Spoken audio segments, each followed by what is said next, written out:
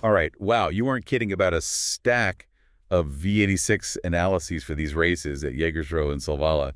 This is quite the challenge you've thrown my way. Well, you know me, I like to make sure we've got all the angles covered, especially with a V86 like this one. Yeah, and that's why you're the expert. Yeah. So how about we start, let's just dive right in, yeah. V86 won at Jägersro, 2,140 meters, Volt start. From what I'm seeing, Knockout Charlie is the one to watch. Or is he? He seems to be a bit of a question mark. Yeah, he's a bit of a puzzle. Likely the early leader, especially with his record on this type of track, but his stamina, well, that's the big question mark, isn't it? So he might, what, bolt out of the gate but fizzle out down the stretch. And what about his jockey, Joachim Lovgren? How does he usually play these types of races? Well, some analysts think he might hold Knockout Charlie back a bit early on, conserve that energy for a strong finish. Could be risky, though, especially with Con Crow in the running. Concro, yes, the wild card. Only 2 starts this year, but loads of talent. Although if I'm reading this right, he needs to keep his cool. What makes him so unpredictable? Yeah, he's got a history of getting a little distracted during races, sometimes spooks easily, leads to breaks into stride, even gallops. If he can stay focused, though, he's a real contender. Okay, so we've got the speedy but maybe unreliable Knockout Charlie and the talented but easily rattled Concro. Now, what about this Dubai Chronos? The sources mention him as, like, a good value bet. What's the story there? Ugh. Dubai Chronos, interesting case. He's had an up and down season for sure, but the thing is, even when he doesn't win, he often places well against some pretty tough competition. Oh, I see. So he's consistently beating the odds, maybe a sleeper pick. Exactly. He's outperforming his odds, which makes him a good value bet for those who like a bit of risk. Okay, adding him to the mental horses to watch list. Now, what about those long shot contenders? We've got Jet Luggage Racing, Iser Sisu, and then there's Backer TR. Anything about them that jumps out? Well, both Jet Luggage Racing and Isar Sisu are known for their strong finishes. So, in a 2,140-meter race, if the pace is fast, they could benefit from that late surge. So they're the come-from-behind types. Yeah, you could say that. Now, Backer TR is an interesting one because he's debuting in a new stable, and he's also a gelding now. New stable, new him, huh? Is that usually a good thing, or? It's a gamble. Sometimes a change of scenery, and the hormones, it can really bring out the best in a horse, but it can also take time to adjust to a new environment and training. Okay, so bit of a mystery. Adds to the fun. All right, my brain's already in overdrive with all this info, but let's move on to V86 2, shall we? We're at Solvalla now, 2,140 meters auto start. The Godfather's the favorite, but he's coming off a gallop, which can't be a good sign, right? What are the experts saying about his chances? Well, they're a bit concerned, understandably, but gallops happen. One analyst pointed out that his training leading up to this race has been really strong. So it could have just been a fluke. Possibly. Could be a minor setback. We'll have to wait and see. Okay, risk versus reward, right? A horse with his record is tempting, but that gallop does make you wonder, are there any underdogs who could, take advantage of his maybe not being at 100%?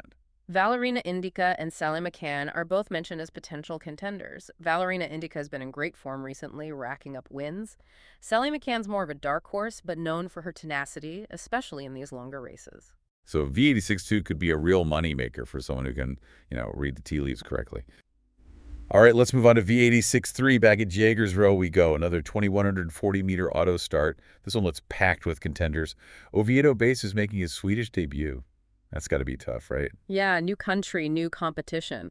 But he's got a solid win percentage this year, although those were all on different tracks. So how he'll handle Jägersro, who knows? Exactly. It'll be a true test. Okay, and what about Isidore Pet's Uno?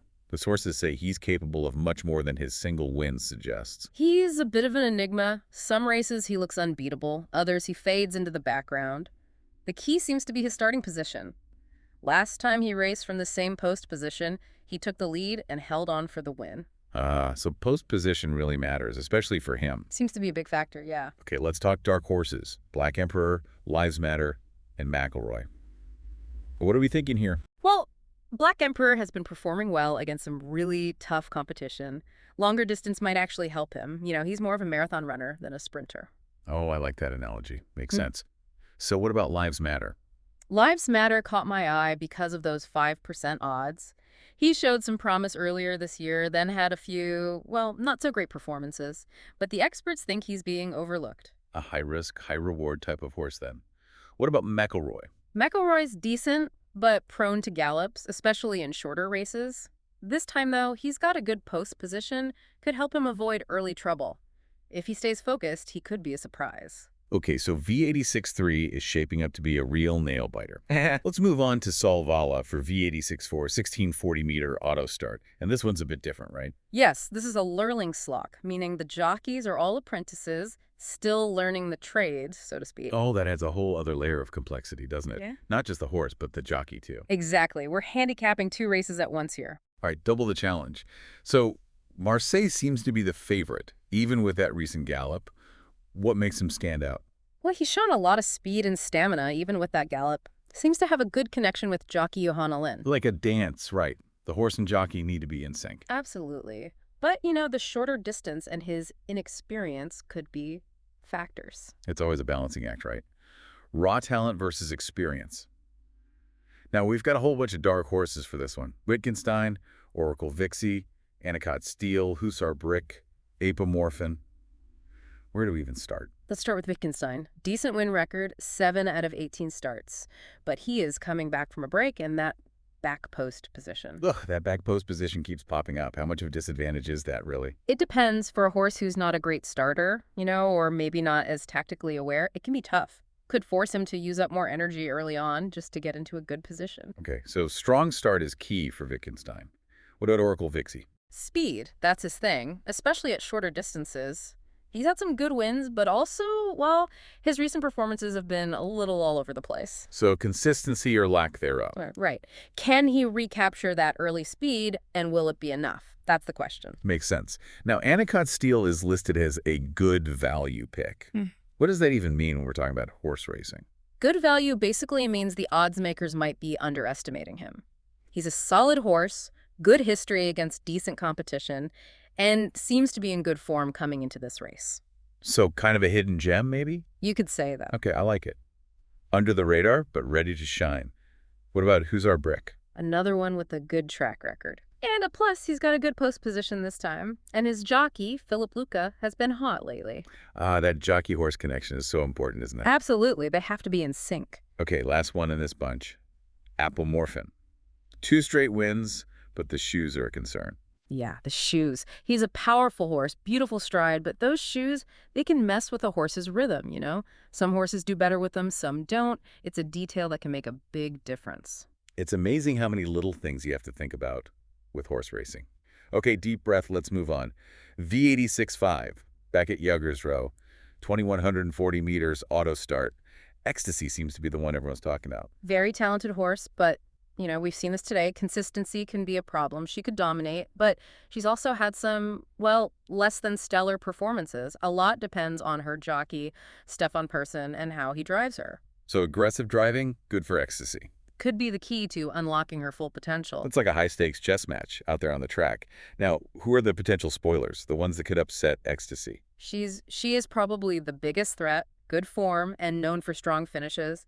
If Ecstasy stumbles, she could be right there. Okay, making note of that. What about the other dark horses? Vanille Quick, True Blue, Eclisa Rock, and Mizuoko Boko? Anything jump out at you? Well, Havanilda Quick is debuting with a new trainer, Lars I. Nilsson. Always interesting to see what happens when a horse changes hands, you know? New training methods, fresh perspective. A new beginning, I love it. What about True Blue? He's known for that late kick, you know, that burst of speed at the end. If the pace is fast, that could play to his advantage. So many different ways a race can play out. It's fascinating. What about those last two, Eclisa Rock and Mizuoko Boko? Long shots, for sure, but Eclise Rock has had moments of brilliance, especially at this distance. And Mizuoko Boko, he likes this type of track surface, so that could give him an edge. Okay, I'm taking notes here. Lots to think about. All right, on to V86.6, back to Solvalla. 1640-meter auto start. Hanky Panky Slander looks to be the favorite here. Lots of buzz around him. He's in great form, no doubt, winning against tough competition, and his jockey, Christian Lindberg, they seem to really click. That connection is so special when you see it, you know? Absolutely. They're riding high right now. Okay, so who are the challengers, the ones who might give Hanky Panky Slander a run for his money? Nooner is one to watch. Fast starter, good at short distances. If he can set the pace, he could be hard to catch. Speed versus stamina. Classic battle. What about the rest of the field? Maestro Unico, Idomen Sisu, Premium Tuma, SG Edison, and Electra Winner. Mr. Unico had a long break before his last race, might be peaking now. Plus, his jockey, Germacantio, very aggressive, likes to push the pace. I do love an aggressive jockey. Makes things interesting.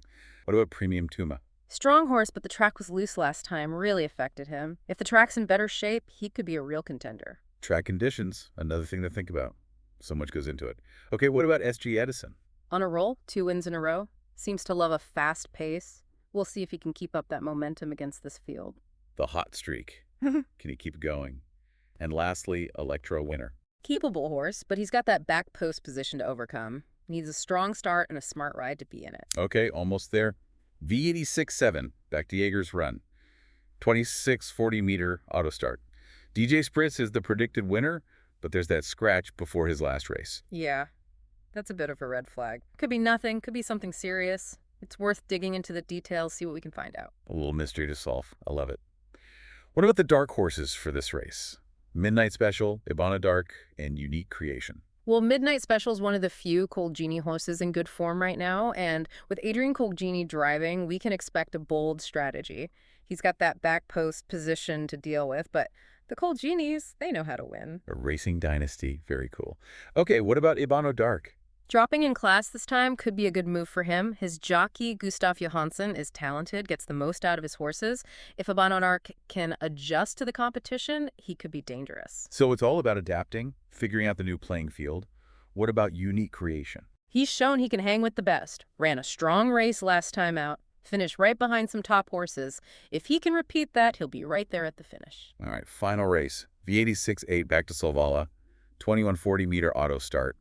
Eleonora Griff is the one to beat, especially with Magnus Sajew's driving. Magnus Sajew's one of the best, no doubt. Great strategist, knows how to get the best out of his horses. Eleonora Griff is in good form, so yeah, they're the team to beat. Sounds like a winning combination. But who are the potential challengers, the ones who could pull off an upset? Flying Drumsticks is one with a lot of potential, but hasn't quite figured it all out yet. Moments of brilliance, but also inconsistency. If he can put it all together, he could be a threat. Ah, the classic underachiever. Always rooting for them to reach their potential. What about the rest? We've got Urbina Southwind, Rosemary Tile, Onus Rose, JJ Ara, another Vin. Urbina Southwind is a fast finisher, but those shoes could slow her down. Rosemary Tile, also a strong finisher, could be dangerous if the pace is right. Ernest Rose might set the early pace, but he faded last time, so stamina is a question mark. So many factors to consider. It's like trying to solve a puzzle. KJ, another Vin's form is improving. Could be a dark horse to watch. Hey, if you're feeling lucky. So many horses, so much to think about. My brain is officially fried. But hopefully it's a good kind of fried. The informed kind. We've broken down each race, talked about the favorites, the long shots, all those little details that can make a difference. Now it's up to you to make your picks. There's one more thing to keep in mind. The bigger picture, you know. Okay, give me the big picture then. What am I missing? Race conditions. On the day, I mean. Right, like what, weather, track surface, that kind of thing. Exactly. A horse that's amazing on a dry, fast track might struggle on a muddy one. Or a horse that's known for those quick starts, well, if the track is slow, that advantage is gone. So even with all the stats and analysis, those external factors can really mess things up. Absolutely. And it's not just the track itself, it's the weather too. Wind, cold, heat, humidity, all of that can affect how a horse performs. It's like any sport, right? The environment plays a role. Exactly. So before you lock in those bets, check the forecast for both Jägersro and Solvalla, see what the track conditions are looking like, fast or slow. And if you can get some pre-race footage, watch the horses warm up. How are they moving? How are they responding to their jockeys? Those little details, they can make all the difference, especially when so many races are up in the air. Right. And at the end of the day, remember, horse racing, it's a combination of skill and luck. You can do all the research you want, but there's always that element of surprise. And that's what makes it fun.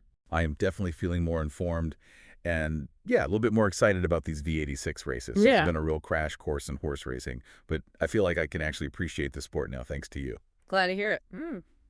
All right, to our listeners, good luck with your V86 bets. May your horses be swift, your choices be smart, and your winnings be big. That's all for this deep dive.